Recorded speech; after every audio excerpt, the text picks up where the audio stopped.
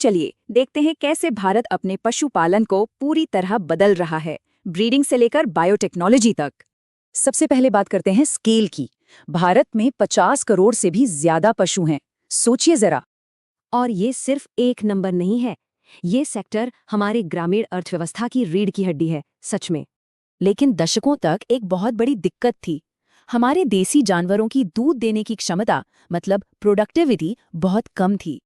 तो सबसे पहला आइडिया था सिलेक्टिव ब्रीडिंग का, मतलब बस सबसे अच्छे जानवरों को चुनकर आगे बढ़ाना। पर यह तरीका उतना काम नहीं आया। इसमें कई मुश्किलें थी और दूध उत्पादन तेजी से नहीं बढ़ा। साफ था, कुछ नया और तेज करना होगा। दूध की मांग जो बढ़ रही थी, एक बड़े पॉलिसी शिफ्ट की जरूरत थी। और वो समाधान था क्रॉस ब्रीडिंग, यानी देसी नस्ल की मजबूती और विदेशी नस्ल की ज्यादा दूध देने की क्षमता को मिला देना। और ये स्ट्रैटेजी कमाल कर गई। कुछ ही सालों में ज्यादा दूध देने वाले क्रॉस ब्रेड मवेशियों की आबादी डबल से भी ज्यादा हो गई।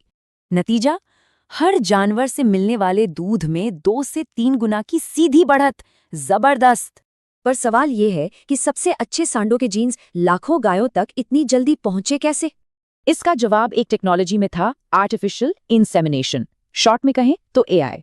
देखिए, ये टेक्नोलॉजी भी समय के साथ बेहतर हुई। लिक्विड सीमेन से शुरू होकर फ्रोजन सीमेन तक का सफर तय हुआ। एआई के फायदे बहुत बड़े थे। बीमारियां फैलने का डर कम और जेनेटिक सुधार बहुत बड़े स्केल पर मुमकिन हो गया। और आज कहानी और भी आगे बढ़ चुकी है। अब हम बायोटेक्नोलॉजी के दौर में हैं, जो सारी हदें पार कर रही है। एकदम फ्यूचरिस्टिक। साइंटिस्ट ने एक ही शानदार भैंसे से 7 क्लोन बना लिए हैं। ये एक बहुत बड़ा ब्रेक थ्रू है। तो अब आगे का प्लान क्या है? भारत अब एक ड्यूअल स्ट्रैटेजी पर काम कर रहा है, हाईटेक भी और संरक्षण भी। यानी एक तरफ क्लोनिंग जैसे हाईटेक तरीके और दूसरी तरफ अपनी देसी नस्लों को बचाने और उन्हें रजिस्टर करने का मिशन। और हाँ, ये क्रांति सिर्फ गाय भैंसों तक ही नहीं है। पोल्ट्री में भी वन राजा जैसी किस्में तैयार की गई हैं।